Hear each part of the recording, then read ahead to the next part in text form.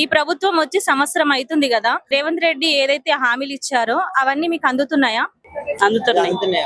Okay అమ్మా, అంటే ఏమేమి మీకు వచ్చాయి హామీలు? హామీలు అంటే ఇక పింఛన్ డబ్బులు ఇస్తారు, బస్సు ఫ్రీగానే, పిల్లల చదువులో కూడా గురుకులం మంచిగా ఉంది, చేపలు కూడా అన్ని ఇస్తున్నాం. కానీ ఇంకా చేయాల్సినవి ఉన్నాయి మేడం, అవి చేయాలి. మహిళలకి 2500 ఇస్తా అన్నవి ఒకటి, వాళ్ళు ఆయన ఇస్తానన్నవి మొత్తం హామీలు ఇవ్వాలి. గత తెలంగాణ ప్రభుత్వం చేసినట్టుగా ఈ కాంగ్రెస్ ప్రభుత్వం చెయ్యొద్దు. నమ్మకంతో ఇచ్చిరు కాబట్టి నమ్మకం అనేది నిలబెట్టుకోవాలి. అందుకనే మేము కోరుకునేది కూడా అదే, సీఎం గారిని కోరుకునేది ఒకటే. మేము గత ప్రభుత్వంలో ఎట్లా హామీలు ఇచ్చి తప్పించుకొని పేదల్ని నిరుపేదల్ని వెనకబడేసిరో, ఈ ప్రభుత్వం కూడా ప్రభుత్వం మొత్తం మీద కూడా లేని దళితులు అనే వాళ్ళని ముందుకు తీసుకొచ్చి వాళ్ళని ఒక దారికి తీసుకొచ్చే విధంగా మమ్మల్ని ప్రోత్సహించి మా పిల్లలకు గాని జాబులు గాని అవి వచ్చేటట్టు చూడాలి మేడం. మాకు ఇల్లులు అనేది అవి అనేది ఇవ్వాలి. నీళ్ళ వసతి గాని అక్కడ ఇక్కడ ఈయన ఇచ్చే హామీలు ఇస్తుండు గాని మా దగ్గరికి పల్లెటూర్లకు వచ్చే వరకు మా దగ్గరికి ఏం రావట్లేదు. కాబట్టి సార్ చర్యలు తీసుకోవాలని మేము అడుగుతున్నాం మేడం. ఓకే అమ్మా, ఎన్ని హామీలు వచ్చాయి? ఇప్పుడు ఆర్టీసీ బస్సు ఒకటి వచ్చింది, 6 గ్యారంటీలు కదా మన రేవంత్ రెడ్డి గారు. గ్యారంటీలో ఆర్టీసీ బస్సు ఒకటి వచ్చింది, రైతు బంధు ఇవి ఒకటి వచ్చింది, ఇంకేం ఇవ్వలేదు మేడం. రేషన్ గాని అవి గాని ఇవ్వాలి. ఎందుకంటే దళితులు అయిన వాళ్ళు ఉన్నారు, వాళ్ళ రేషన్ బియ్యం వల్ల ఇదైతురు. అవి ఇవ్వాలి. 2500 ఇస్తా అన్నాడు కదా మేడం, అవి ఇవ్వాలి.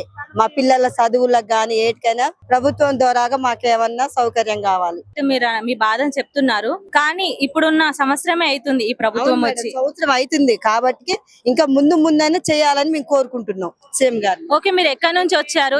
అప్పన్నపేట మేడం, సూర్యాపేట జిల్లా గరడపల్లి మండలం అప్పన్నపేట గ్రామం. మా మాస్టరు అమరవరపు సతీష్, అందే భాస్కరు, మామిడి హరికృష్ణ అన్న. అంటే ఏం చేస్తారు మీరు ఇక్కడ? డప్పు కళాకారులం మేడం, లేడీస్ డప్పు. ఎంతమంది ఉండొచ్చు? మేము మొత్తం టీం మొత్తం 200 మందిని దాకున్నాం మేడం. మా మాస్టర్ వాళ్ళు నేర్పింది. మేము ప్రజెంట్ 150 అట్లా వస్తుంటాం మేము. ఓకే, ఇదే వృత్తిగా పెట్టుకున్నారా? ఇంకేదైనా పని చేస్తారు మేడం? మా వాళ్ళల్లో కూడా, మా కళాకారులలో కూడా మాకు ఏదన్నా సౌకర్యం కలిగించగలరు.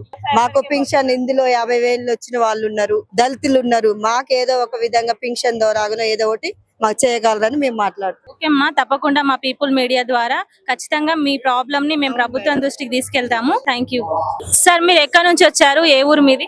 మేము రంగారెడ్డి జిల్లా ఇబ్రహీంపట్నం యాచారం నుంచి వచ్చినాం మేడం. మాది డప్పు కళా బృందం.